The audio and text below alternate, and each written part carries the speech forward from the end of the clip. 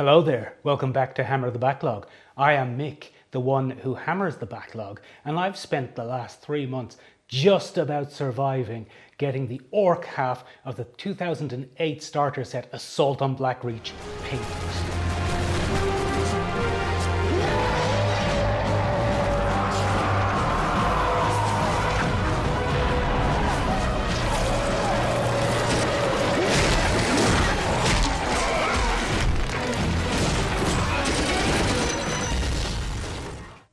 So welcome back, sorry for that dramatic entrance.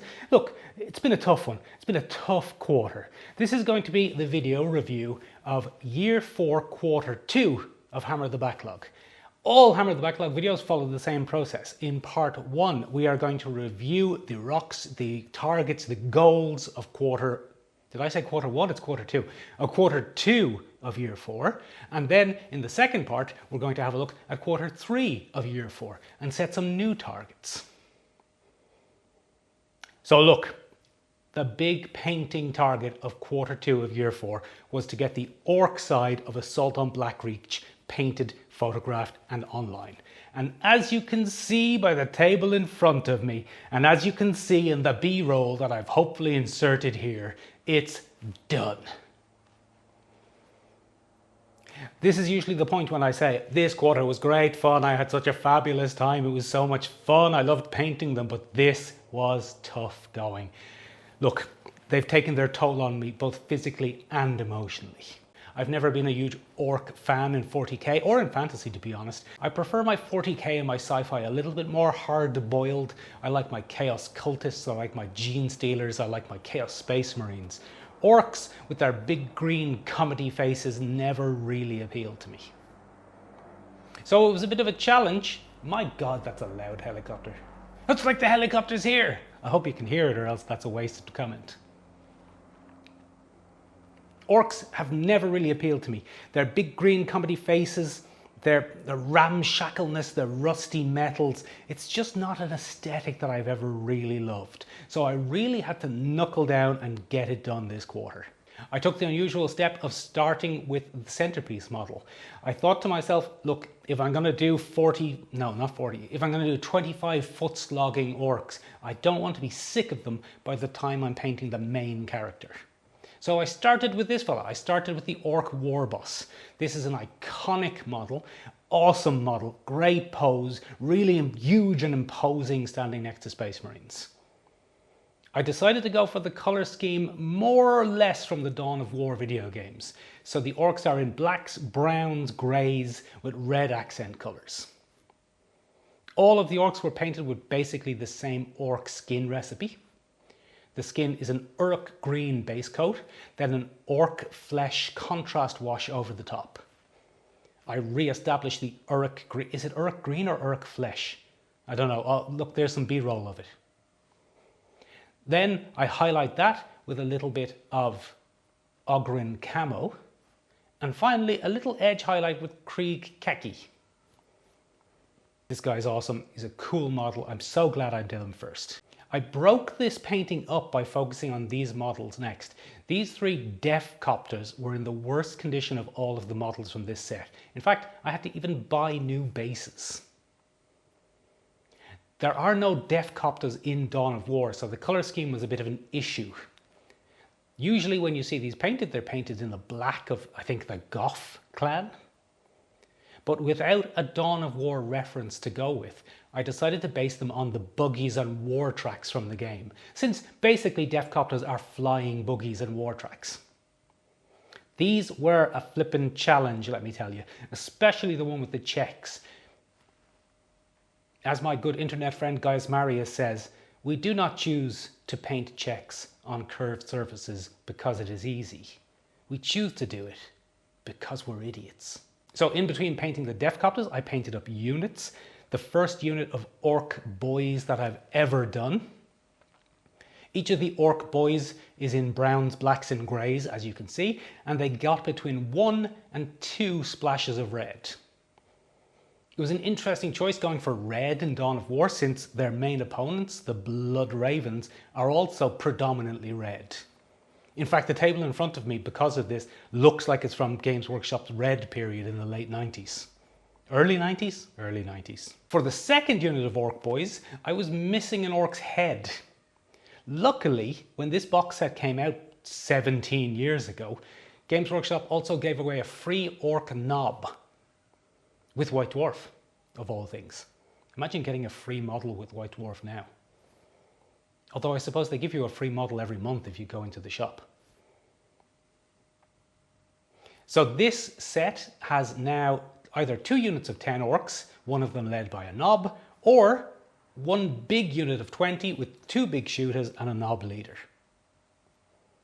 The last models on the orc side were the orc knobs. I actually painted them pretty early in the quarter. The only thing that's different about them is I didn't wash my orc flesh contrast paint down with contrast medium.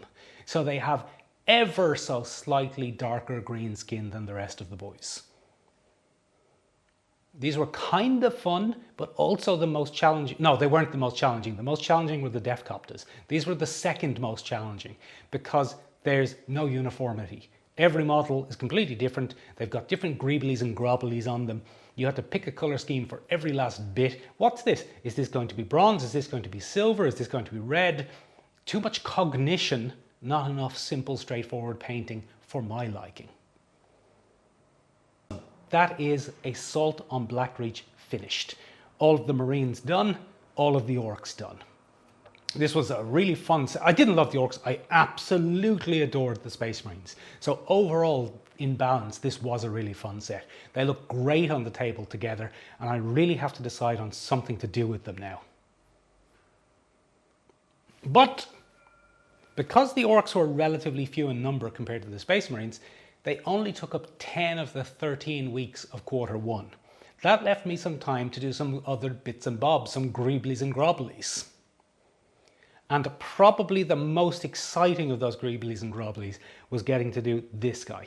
This late 3rd edition, early 4th edition Juan Diaz sculpted Chaos Demon Prince, aka the Warhammer 40,000 model. This is the most Warhammer 40,000 model that has ever modeled. I actually bought this guy when it came out in the very early 2000s. Did it come out in 99 or in 2000? Let me know in the comments below.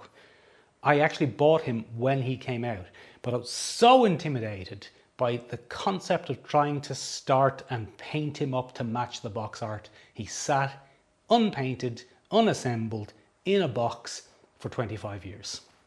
He is Hammer the Backlog personified. He's also made of metal and fully a lump. You could 100% put him in a sock and use him to kill a man. Very chaotic. He wasn't the only bits and bobs that I got done this quarter though. I also got these 2 models done. The first one, these were both sent to me by my mate and arch nemesis Emil from Tankwall's Lair. Go look at his Instagram. He's awesome at mid-hammer painting shenanigans. He sent me these 2 models. The first one is a legitimate 1996, maybe, Bretonnian sorceress on horseback. This is not, despite the fact that she was recently released made to order, this is not a made to order, this is an old school one. So Emil sent this to me as a reward for all of my hard work. She was awesome fun to paint. I did this entire model in about a day and a half, which is the fastest I've ever painted a model. I went for a really, really pale skin tone. The other model that Emil sent me was one of these really cool injured Marines that came out in the early 2000s, I think. Obviously, he had to be one of my Blood Ravens. So that's it. That's all of the models I painted this quarter. The quarterly target of getting the Assault on Blackreach Orcs painted, photographed and online, fully achieved. Also, one of the annual targets of getting the Assault on Blackreach box set painted, photographed and online, fully complete. If you remember, the meta target for the year is to replace instant agency tools with a Hammer the Backlog operating system. That, in the last quarterly video, I didn't set as a target because I'm working with an outside collaborator and I do not like putting my rigid system that rules my life onto other people. But I am happy to report that the system is flying along. We're at a workable alpha stage, so I'm able to log in, upload my models and upload my progress. We're really hoping in the next couple of weeks to have something to share with all of the other people who might benefit from having a little system to hammer their backlogs. So that's it for quarter 2 of year 1. That's it for orcs. I'm never painting an orc again. But what about the rest of the year? We've got 2 quarters left in year 4. That means just over here, there are 2 more trays of models. If you'll bear with me a second, I'm going to bloody well go and get them, and we'll decide what the target's going to be for quarter 3 of year 4. Bloody wah. It's a bloody wah. Wah. I'll bloody tell you wah. Bloody orcs.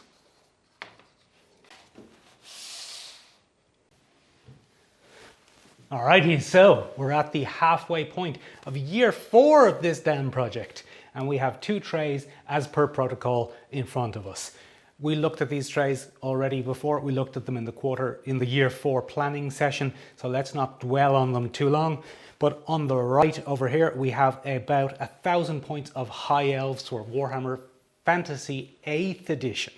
So these came out around the same time as the Island of Blood box set, and I impulse bought a shitload of them. So we have on here 5 Dragon Princes, some of the most complicated models ever made, 10 Phoenix Guard, 10 Lothern Sea Guard, we have a Prince on foot, we have 5 Shadow Warriors, and we have a Repeater Bolt Thrower. So we've got a character, a War Machine, a couple of units of infantry, and a unit of cavalry. On this side, we have about 1,000 points of Empire for Warhammer Fantasy Battles 7th edition. I foolishly impulse bought a load of these when the Uniforms and Heraldry of the Empire book came out. So on this tray, we have a Warrior Priest, we've got a Great Cannon, we've got a unit of Swordsmen, we've got a unit of Handgunners, we've got a second unit of Swordsmen, and we've got a unit of Knights. So we've got cavalry, a couple of units of infantry, a war machine, and a character. Do you see what I've done? They're very similar. So which one is it? This was a really unusual position because I'm equally excited about both of these. Now, that might sound like I'm equally disinterested in both of them, but that is not true. I actually would gladly start painting either of these trays from tomorrow. They are very similar. You've got Swordsman, Swordsman, Swordsman, Cavalry, War Machine character, and you've got Swordsman, Spearman, Halberdman, Cavalry, War Machine character. So, well, how do you decide? How do you choose? I couldn't. For the first time in Hammer the Backlog history, I actually bloody well couldn't decide. So I went to you, the viewers and the readers of the blog at www.hammerthebacklog.com, and the followers on Instagram at hammer_the_backlog, and I said to them, well, that's what we do. What bloody trail we do. We do the Empire, we do the Elves. And for the first couple of days, things were more or less 50-50. So no help there whatsoever from you, the viewers. But in the end, the Elves started falling behind and the men of the Empire pulled ahead into a fairly substantial lead. So we're going to go with the men of the Empire. If you remember a couple of months ago, maybe a year ago now, I already did 1 unit from the Uniforms and Empire of... I keep getting that wrong. I already did 1 unit from the Uniforms and Heraldry of the Empire book. I did the Reichsland, the Honor Guard, the Company of Honor, the Altdorf Company of Honor. And that's exactly what I'm going to do with these. I'm going to do these as special units. So let's take a little look at them one by one and decide what they're going to be. So these boys here, these are some swordsmen. They've got swords and shields, and they're kind of beardier than the other units. They've got a real mix of swords and different shield shapes. Some of them have a sword and a dagger, and they're led by this guy who looks a little bit like he's either a very wolfy themed man or possibly a priest of Ulrich. So these are going to be based on the Swords of Ulrich kind of unit of renown from the book. So they're going to be from Middenland, Middenheim, I can never tell which one it is. We're going to be doing blues, tans and browns for them. The next set are a set of handgunners in this lovely porcupine formation. You can probably see that they've got a mixture of floppy hats and feathers, and they've got this lovely little Ostland shield in front of the captain. So these are going to be the Firelocks of Verlangen. For some reason I've decided that I'm going to paint Harlequin checks on Empire State Troop legs. Why? Have I gone mad? Yes, most likely. The next unit aren't a unit that was quite as well represented in the book. You can see the defining characteristic here are yellow shields, kind of piratey themed, and they're all wearing tunics or overcoats. Did I say yellow shields? I meant round shields. These are going to be the Stir River Patrol. These are a kind of pirate-themed Marienburg warband. Then we've got a couple of more normal units. These 5 knights are probably the oldest models on this table. These are the original Empire Knights of the Realm from the start of 5th edition of Warhammer Fantasy. They're going to be Reiksguard Knights. These are going to be classic knights in shining armor. And then finally, we have a great cannon. I haven't quite decided what this guy's going to be. I was half thinking I might paint him up like he's the Grudgebringer cannon from the really old Shadow of the Horned Rat and Dark Omen games. Or I might see if there's a cannon from Imperial history that stands out to me. So that's it. That is the... Oh, no, it's not. I forgot the Warrior Priest. I kind of started this guy a few years ago. I actually dressed up as him for Halloween one year. I might see if I can find a photo. If I have, I've included it here. I never finished him though, because pre-Hammer the Backlog, Mick didn't finish things. So now, Hammer the Backlog Mick is going to finish this guy. So that's the painting target for the year. 10 points of swordsman, 10 points of swordsman, 10 points of handgunners, 15 points of knights, 3 points each. That's up to 45 points. 5 points for the cannon and 3 crewmen, that's up to 50 points, and 5 points for the warrior priest. 55 points, about 11 weeks of painting for me. But at Hammer the Backlog, we don't only do painting targets, we also do meta targets. And this quarter's meta target is something that has been foisted upon me by internet demand. Now look, that's not a good reason to do something. The real reason I'm going to do it is because I bloody well want to. And what I really want to do is do something with my 5th edition Warhammer 40,000 armies. So inspired by that, the meta target for this quarter is going to be to play, film, edit and upload a Warhammer 40,000 5th edition battle report. So that's it, 2 targets, 13 weeks from now to get done. Thank you very much for putting up with my unusual levels of negativity about the orcs. I know they didn't excite me that much. I tried to hide it deep down, but look, it expressed on me physically, like in the film Poltergeist or The Exorcist, one of those spooky films. I will see you in 3 months back here to take a look at a finished Empire force and hopefully a nice little battle report. Thank you very much for watching this though. Unlike those orcs, you're a real bloody good egg. Wow. Oh, bloody wow. Wow. Wow.